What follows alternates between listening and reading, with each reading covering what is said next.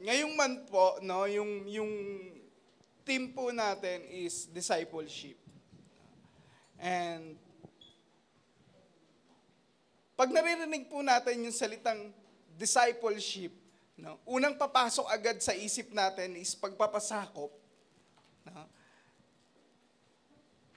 And nung nakaraang Thursday lang po, ay pumunta kami ng, saan yun? Prayer Mountain. Sa may, ano ba yun? Rizal ba yun? Antipolo? Antipolo, Rizal. Oh, pareho palang tama. No? And bago po ako makarating doon, no, hindi ko po talaga alam, no, na makakasama ako. At nagkagulatan na lang kami kasi nga late na ako eh. Paalis na sila, doon pa lang ako ginigising. So, nakakatuwa ang Lord kasi doon sa moment na yon na kahit ang dami mong gagawin, ang dami mong kailangan tapusin, no? Lagi niya ipinapaalala na, anak, yung covenant mo, di ba susunod ka? Ha? Sabi ko, nga po Lord, no? Susunod ako. Bihis po ako, then nakarating po ako doon. No? And ngayong umaga po, pag-uusapan po natin yung tinatawag na discipleship. Dapat alam natin, no, na mga disipulo ni Kristo, yung the great commandment. Ayan po. No? Ano po ba yung the great commandment?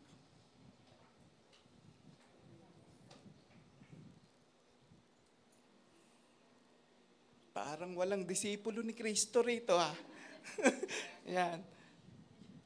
So, makikita po natin yan sa Matthew 22:37 to 39. Yan. Sige po, makikibasa po. 1, 2, 3, go.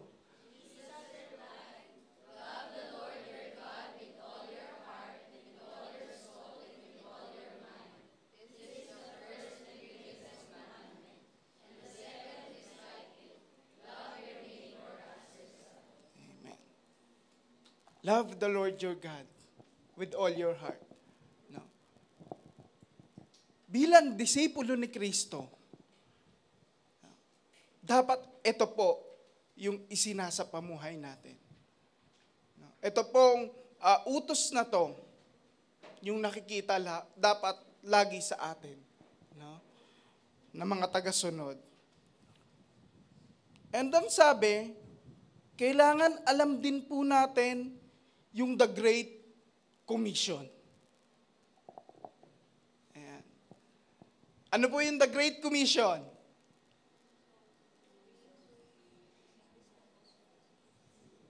Okay, sige po. Matthew 28:18 to 20. Sige, 1, 2, 3, go!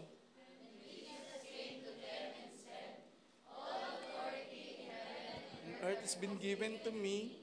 Therefore, go and make disciples of all nations. Baptizing them in the name of the Father, and of the Son, and of the Holy Spirit, and teaching them to obey everything I have commanded you. And surely I am with you always to the very end of the age. Ayan. So yan po yung Great Commission, no, na ipinapagawa po sa ating lahat. Yung kanina, commandment, sa'yo lang yun. Pinapagawa yun sa'yo. And yung Great Commission, pinapagawa yun sa ating lahat. Yeah. And akala ko hindi nyo alam nyo pala, kabisado nyo pala. Yeah. And sabi, ibinigay na sa Panginoong Hesukristo ang sa Tagalog yung authority, kapangyarihan ng langit at ang lupa. At ang sabi, humayo kayo. At mag-make disciples. Minsan, nakakatakot. Sino yung naaalala niya yung unang pagkakataon na inappoint siya ng leader niya para magbigay ng Word of God? Kahit sa cell group lang, wala. Salamat. Yan. So sabi, kapag sumunod tayo doon sa ipinapagawa ng Panginoon, asahan na natin yung katagumpayan. Bakit? Ano pong sabi sa uli? And surely, I am with you always to the very end of the age. No? Kung kasama natin si Jesus sa buhay natin, sure po ang katagumpayan.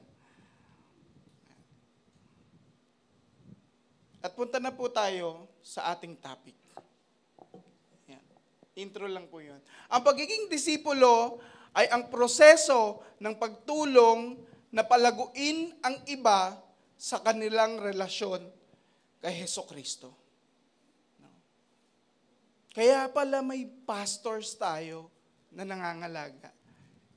Kaya pala may mga cell leaders tayo na medyo makulit. Kahit walang tao, kunwari, dumadalaw. No? Kaya pala may mga taong ganon. No? Why? Kasi binigyan sila ng pribilehiyo ng Panginoon na maging disipulo. Ang bawat isa po sa atin, binibigyan ng title ng Panginoon na maging disipulo. Ang nagiging problema lang,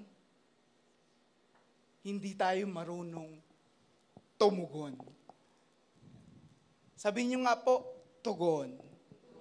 Kaya maraming salamat po.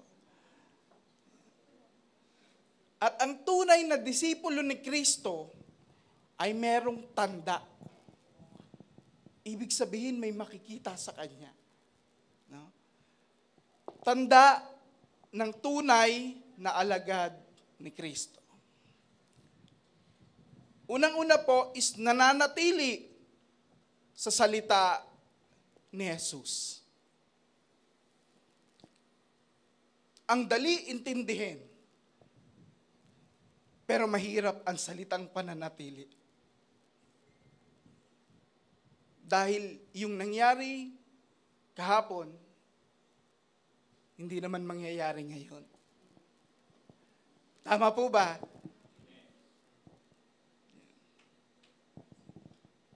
And sabi, nung ando doon po kami sa Antipolo, yung buong buhay ni Jesus, ang mababasa natin sa Bible, di ba, mapagmahal si Jesus. No?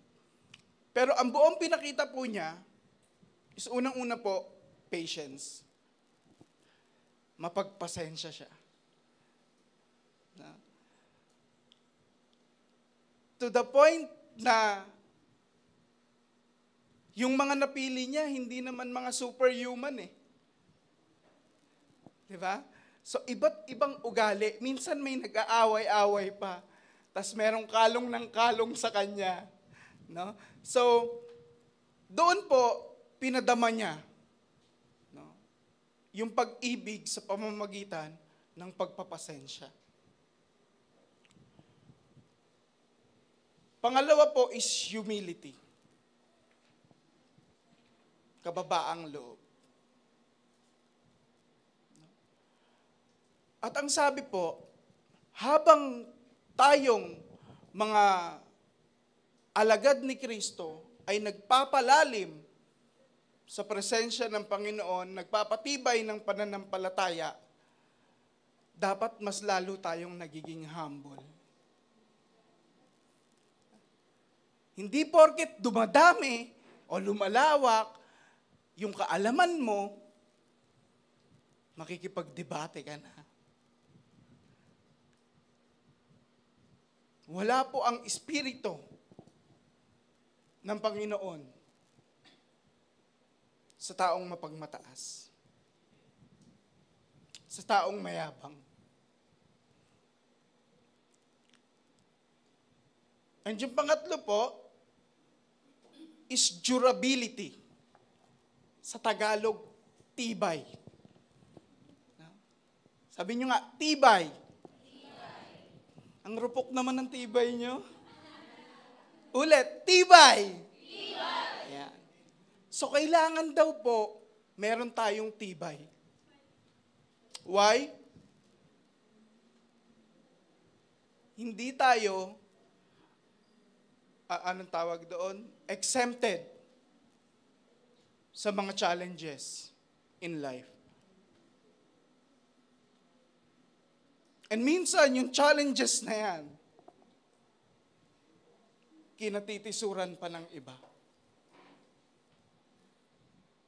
Alam natin, nagagabayan tayo ng Panginoon. Mahal tayo ng Panginoon. Pero bakit dumarating sa punto ng buhay na sinubok ka lang ng onte? Di ba? Konti lang naman, sinubok ka lang ng onte. Pati Panginoon isinumpa mo na. Pati Panginoon, sinisi na natin. Pati Panginoon, sinumbatan pa natin. May mas makasalanan pa naman sa akin, Lord, ah. Sumusunod naman ako sa iyo, ah. Totoo ba? Kapag kaya tumingin ng Panginoon, no? Mula sa langit, pababa, kita ka kaya niya?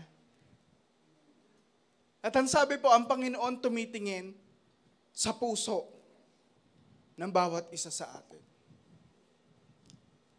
Wala po tayong sikreto na maitatago sa Panginoon. No? At itong tatlo po na pinakita ni Jesus nung siya ay nabubuhay, yung patience, yung humility, and durability, ang tinutukoy po dito is love. Kaya God is love. And pag meron tayo neto, no, sure, nasa atin yung bunga o pinapanahanan tayo ng bunga ng Espiritu. Yan. Ang sinabi ni Jesus sa mga naniniwala sa Kanya, yan, meron ba yan tayo?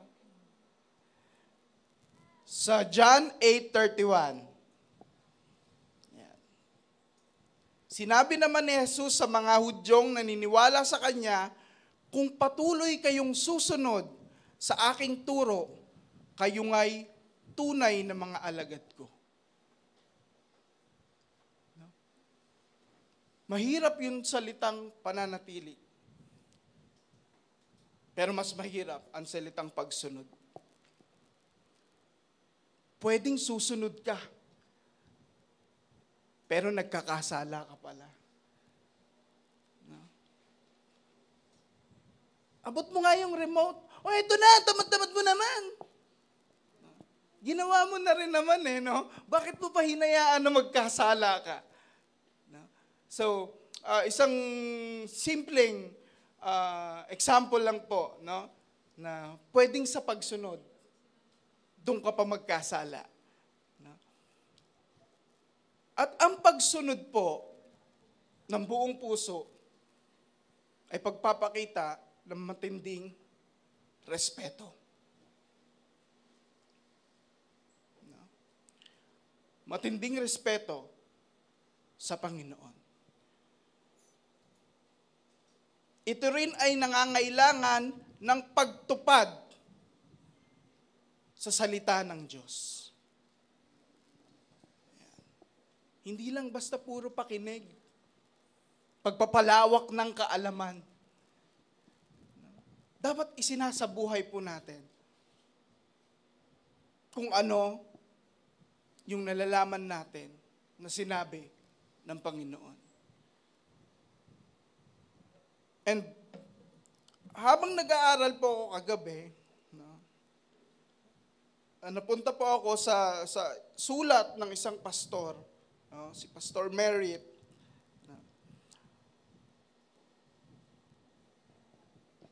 Ano ba yun sa Tagalog, yung distinction? Pagkakaiba. Yung kaibahan, tinukoy niya yung kaibahan ng cultural Christian tsaka sa true disciple. Sabi po dito, a cultural Christian follows Jesus if it is convenient. Kapag okay yung lahat-lahat, yung bagay-bagay, pag okay yung emosyon ko, Lord, susunod ako sa iyo. Pag okay yung family ko, Lord, susunod ako sa iyo. Pag okay yung kabuhayan ko, Lord, susunod ako sa iyo. Pero ang true disciple follows Jesus even if it is not. Ibig sabihin po, nananatili siya doon sa salita ng Panginoon. A cultural Christian asks, what can Jesus do for me? Lagi kang after doon sa anong kayang ibigay ni Lord sa'yo. Na kung minsan yung prayer mo, Panginoon, yun yung sinasabi mo. Pero ang laman ng prayer mo, Panginoon. Kamusta yung buhay pananalangin natin? Puro na lang ba paghingi ng pansariling benepisyo?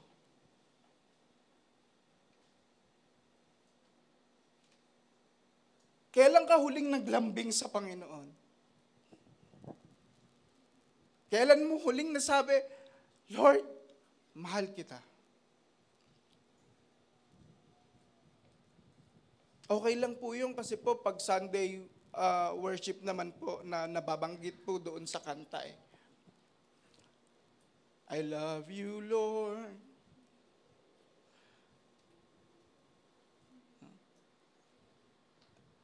A disciple asks, what can I do for Jesus? Ang tunay na disipulo, siya yung nagtatanong, Lord, anong pwede kong gawin? Mapangiti ka lang. No? A cultural Christian enjoys the benefit of the cross. Okay, namatay si Jesus para sa katubusan ng kasalanan. Thank you. Sabi sa verse 26, ang bawat nakikinig ng aking salita, ngunit hindi naman nagsasagawa ng mga ito, ay maitutulad naman sa isang taong hangal.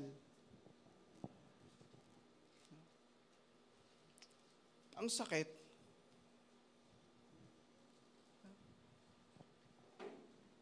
Kasi pupunta lang naman ako ng church para ma-motivate.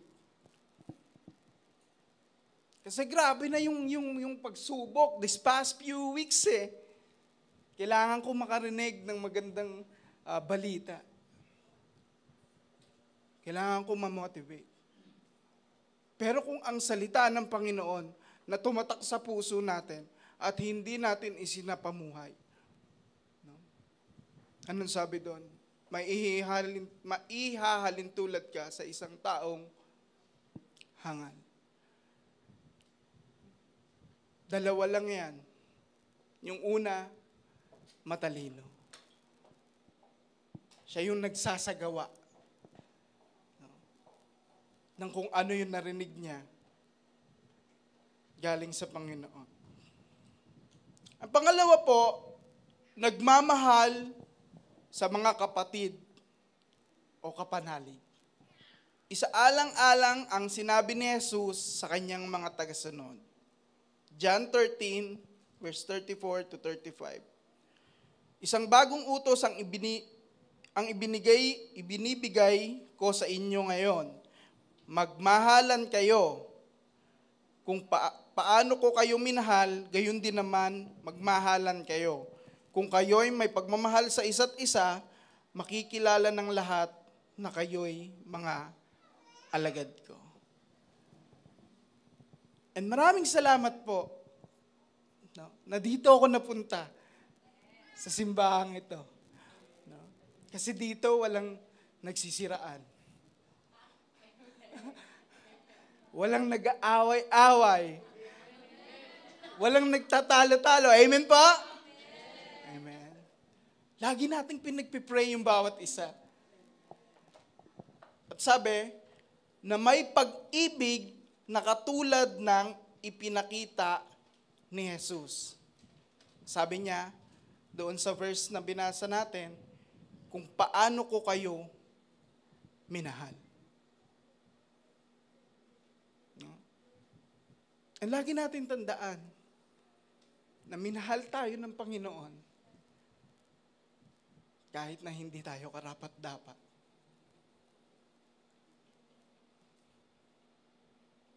Minahal tayo ng Panginoon na hindi niya tinignan yung background natin.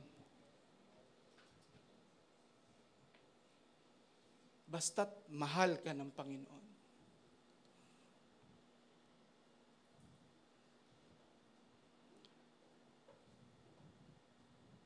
Sa pag-ibig na nakikita ng mundo.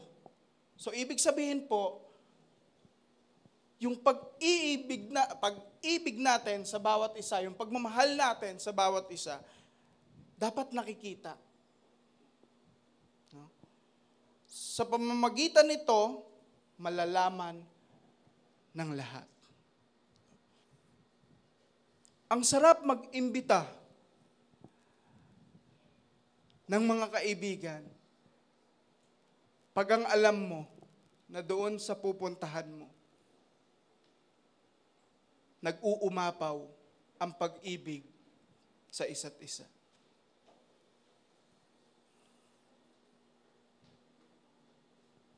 Ibig sabihin po, united.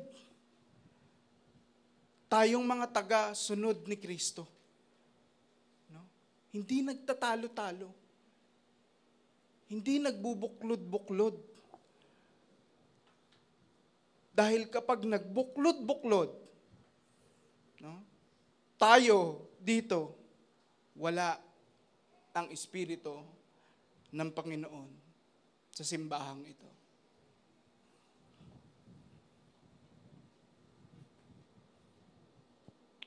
And pangatlo po, nagbubunga ng marami.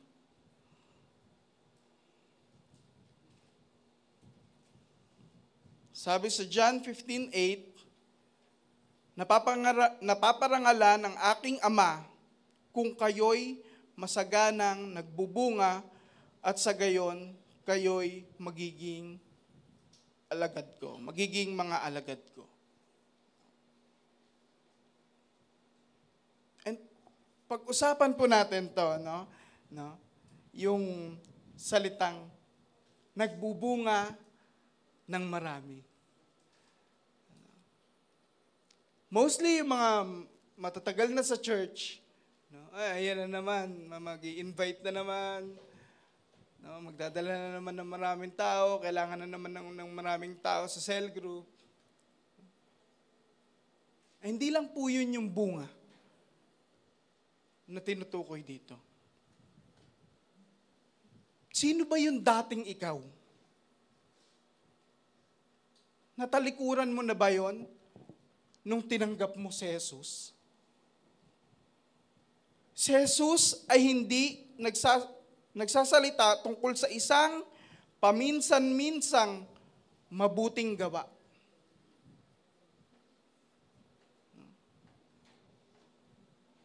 And minsan, ang taas na ng tingin natin sa sarili natin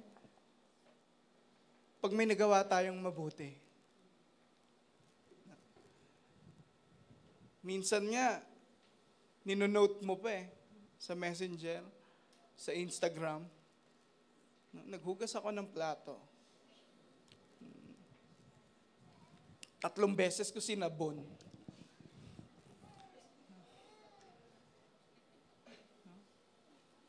And at sabi, sa Bible po, ang mabubuting gawa natin ay parang maruming basahan lang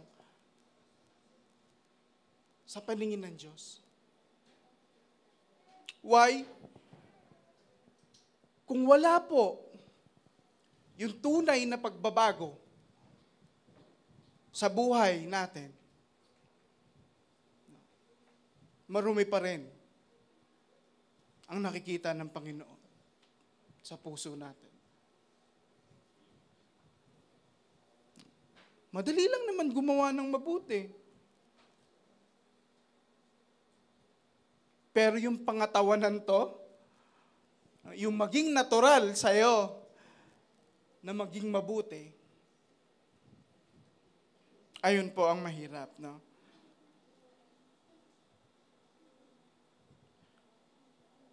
At sabi po, ngunit isang pamumuhay na nag-uudyok sa mga tao na luwalhatiin ang Diyos.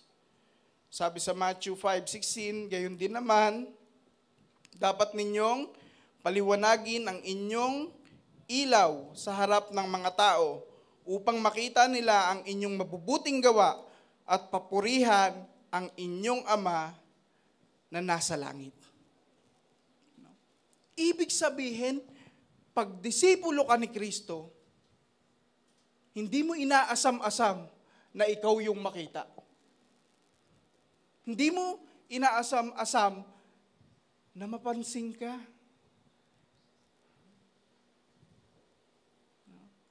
Bakit lagi na lang kasi mali yung nakikita ko? Nakikita nila. Eh yung mga mabubuting nagawa ko, hindi naman nila nakikita. Bakit pag mali ako, grabe sila magalit? Eh nung may ginawa akong kabutihan, hindi naman nila sinabi sa akin. Hindi naman nila ako binati. Kasi sa disipulo ni Kristo, yung mabuting gawa, natural yan. Hindi dahil sa naiisip mo, pero pinananahanan ka ng banal na spirito.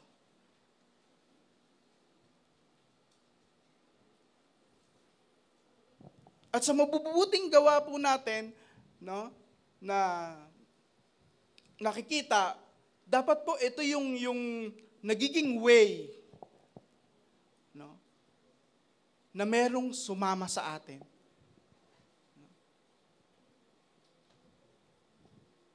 Sa pakikipagrelasyon kay Jesus. Pagkakaroon ng relasyon kay Jesus. Nung time na binago ka ng Panginoon, ikaw lang ba yung nagsalita na nagbago na ako? O nakita ng mga tao na lagi mong nakakasama?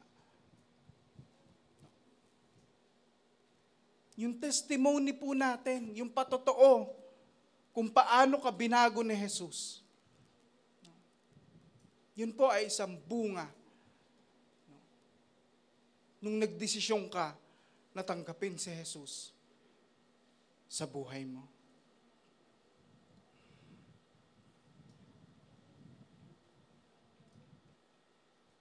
Ang pagkabigong magbunga ng maraming bunga ay magreresulta sa pagkahiwalay kay Kristo. Sabi sa John 15, 1 and 2, ako ang tunay na puno ng ubas at ang aking Ama ang tagapag-alaga. Inaalis niya ang bawat sangang hindi nagbubunga at kanya namang pinuputulan at nililinis ang bawat sangang nagbubunga upang magbunga pa ng lalong sagana.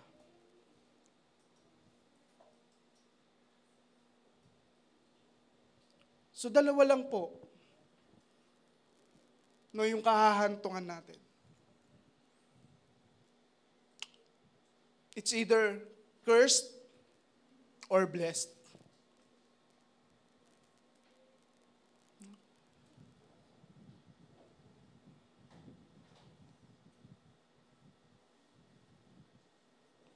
And nung ako po ay binata pa, mga ganito lang kalaki, pastor ang aking mga magulang. Alam naman po ng karamihan yan. Pero hinanap ko po yung kasiyahan sa mga makamundong gawain.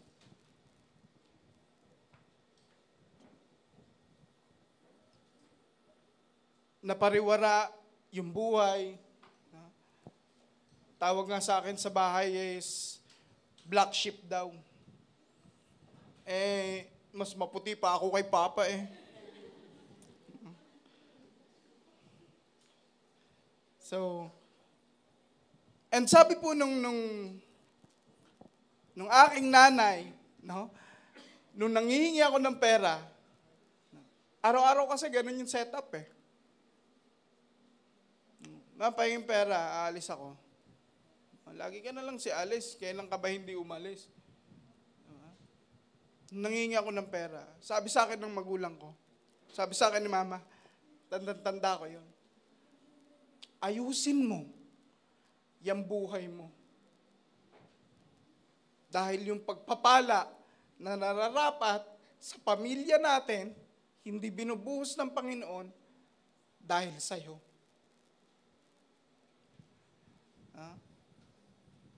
And ako po, natawa lang. Siyempre, pusong bato eh. Mga ganito nakalaki eh. So, mas mahal ko yung mga makamundong gawain. Pero along the way, no, may nananalangin para sa pagbabago ko. And na-corner ako ng Panginoon. Akala ko yung mga bagay na ang saya-saya, nag-e-enjoy ako gawin, yun na pala yung sumisira sa buhay ko, sa kalusugan ko. And yung prayer ko, medyo nakakatawa siya, nung magbabalik ako sa church, sabi ko, Lord, susunod ako sa'yo. Pero nakakahiya. Ang dami kong na-miss na dapat ginagawa ko.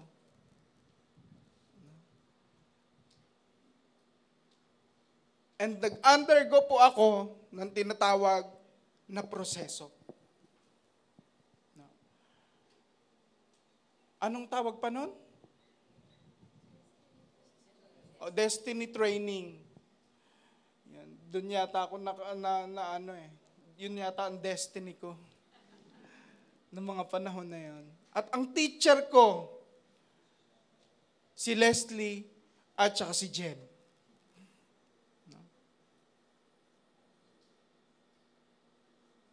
And nakakaantok po sila magturo. Isipin niyo po yung oras namin, 12:30 hanggang 3. Mga oras de peligro.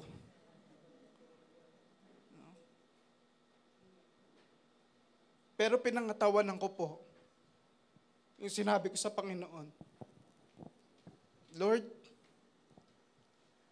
gusto ko sumunod sa'yo. Kahit na nahihiya ako. Tinabago na yung prayer. Yung antok po, talagang tiniis ko yan. May mga pagkakataon na gusto kong umuwi. Pero inaawat ko yung sarili ko.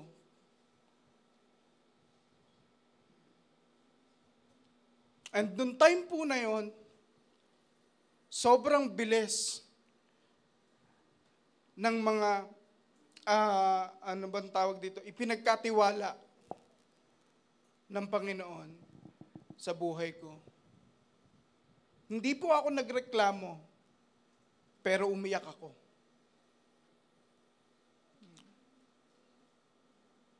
Mag-share ka lang, sabi, sige, maghawakan cell group. So, dumating sila Jopet, no, sila Renren, nakabuo kami ng cell group.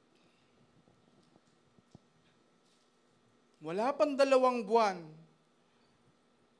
binigyan ako agad ng ministry.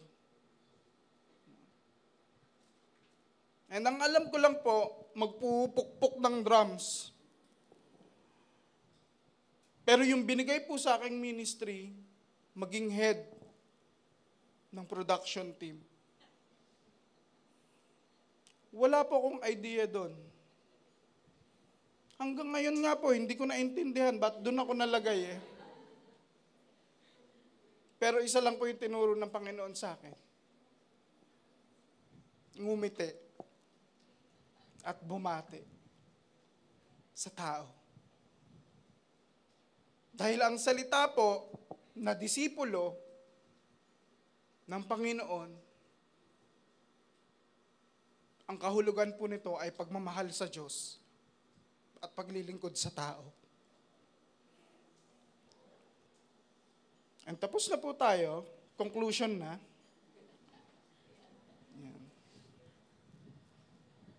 Conclusion, ang pinakadiwa ng pagiging disipulo ay isang binagong buhay na nagmumula sa isang nabagong puso.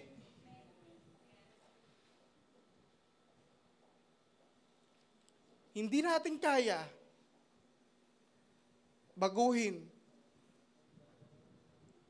yung buhay natin, yung sarili natin, kung hindi tayo hihingi ng tulong sa Panginoon. And isa lang ang hinihintay ng Panginoon na marinig sa bawat isa sa atin. Yung desisyon mo na ipagkatiwala yung buhay mo sa Kanya.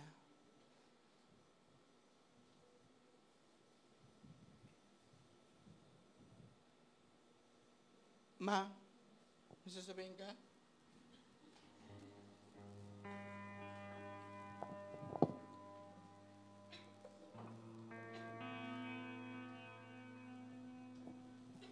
Amen. 2 word po yung binigay ng Lord sa akin ngayong umaga habang nagsasalita si Dan. Impact and impart. No matter how much we try to make an impact in our life and for our surroundings, lagi lang tayo mabibigo. And we will find ourselves yumayabang at nagiging self-centered. But kung ang hugot natin ay yung ginawa ni Jesucristo dun sa krus ng Kalbaryo, that He finished everything, that He dissolved every curses, then our life will make an impact. We will have an influence to others because of what Jesus Christ has done. Because that is so powerful. Napakamakapangyarihan ng ginawa ni Jesus sa krus. Kung ito ay tatanggapin natin ng buong buo sa puso natin at isip natin, then we can impart this power to others. Simple lang ang magpatotoo. Buhay si Jesus sa puso mo. Simple lang ang pagbabago. Kung buhay si Jesus sa puso mo, automatic ang pagbabago. We won't struggle. Yung iba sa atin, di ba? Paano nangyari yun? Paano ko nagawa yun? Pwede ba tayong tumayong lahat? Let's give recognition to what Jesus Christ has done. Connect tayo dito. Alam ko lahat tayo may pangarap. Pero hanggat hindi natin naiintindihan yung ginawa ni Jesus para sa atin, ang ending natin, lagi lang tayong maghahanap ng atensyon sa tao. We'll always seek that people would understand us. Pero hindi tayo nagsisik na makaunawa sa maraming tao. Amen? Makakaunawa lang tayo at makakapagpatawad kapag nakakonect tayo dun sa krus ni Kristo. I want all of us to close our eyes and focus on the presence of God.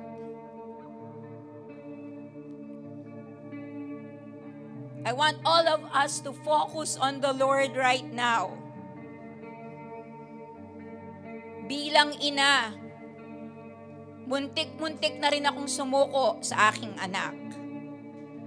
But when I always connect and go back to the cross of Christ, sabi ng Lord sa akin, the best is coming. The best is yet to come. Wait.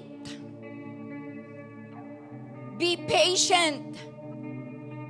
May ipapakita ako sa iyong mainam. Mag-antay ka. Kumapit ka. Maniwala ka, manampalataya ka.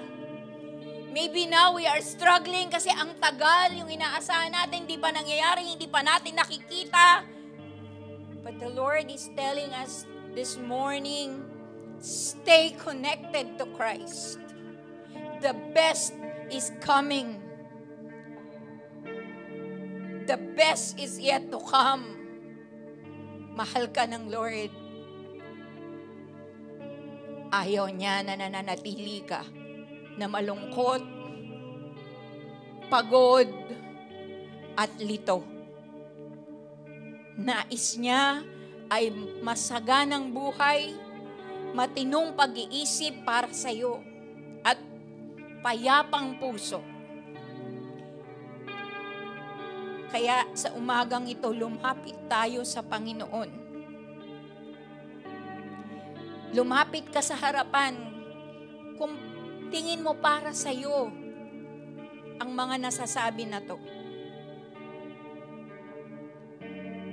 pwede kang lumapit dito sa harapan. Tingin mo para to sa iyo.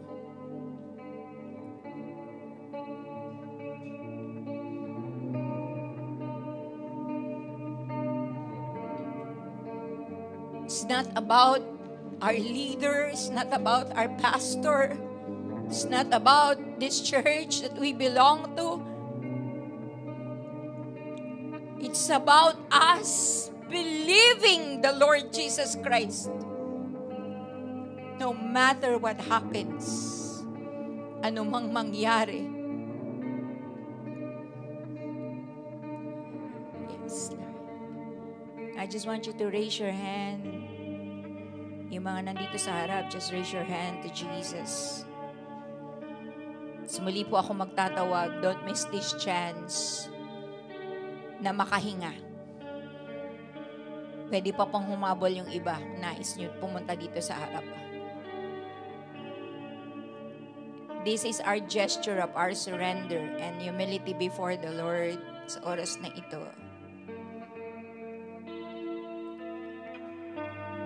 Lord, makakabitaw na ako, Lord. Tulungan mo ako, Lord. Gusto kong mas humigpit pa yung kapit ko sa iyo, Lord. Na mailaban ko yung faith ko sa iyo, Lord. Holy Spirit, yakapin mo ako. Sangkapan mo ako ng kapangyarihan. Na maging automatic yung pagbabago sa akin dahil ikaw ang inuuna ko.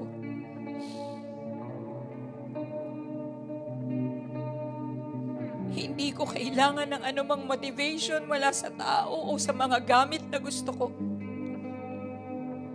Ang pagbabalik sa krus at pasasalamat sa kahulugan nito ay sapat at kompletong motivation para ako'y magpatuloy at mabuhay ng maligaya, masagana at payapa.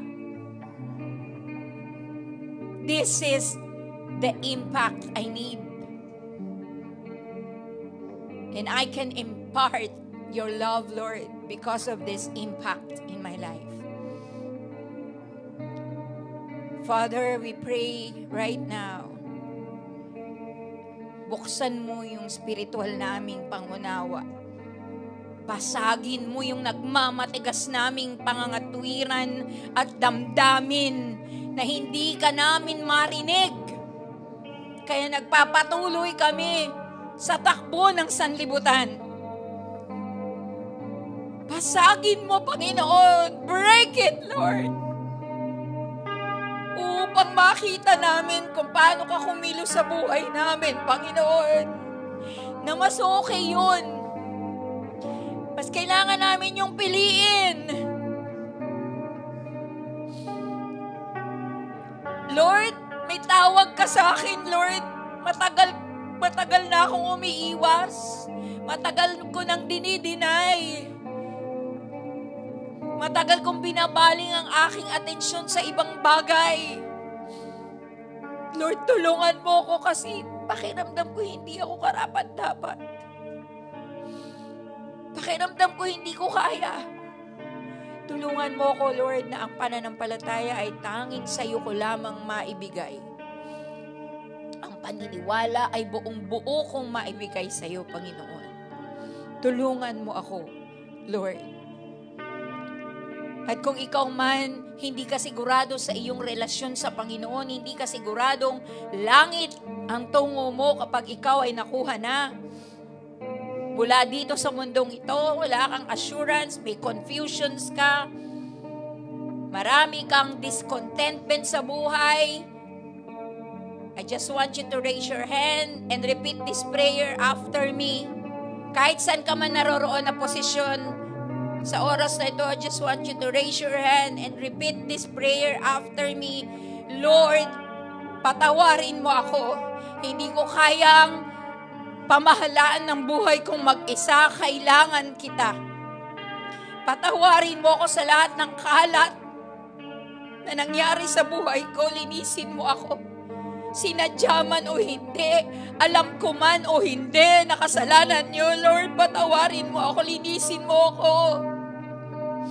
Bigyan mo ako ng mas matiwasay at mas matinong pag-iisip.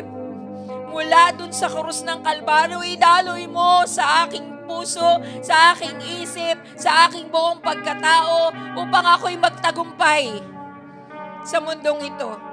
Tinatanggap kita, Panginoong Jesucristo, sa aking puso bilang Panginoon at tagapagligtas. Mula ngayon at magpakailanman, purihin ka, Panginoon, sa aking buhay. Ako na lamang po magpe-pray. Lord, every day is a chance to be happy with you.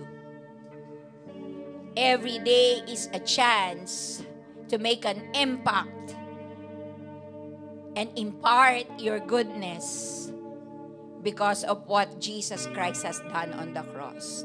Help us always, Lord, to cling to you and seek you first thing in the morning. Ikaw ang aming hanapin, Panginoon. Ito ang aming samot dalangin sa pangalan ni Jesus. Amen and amen.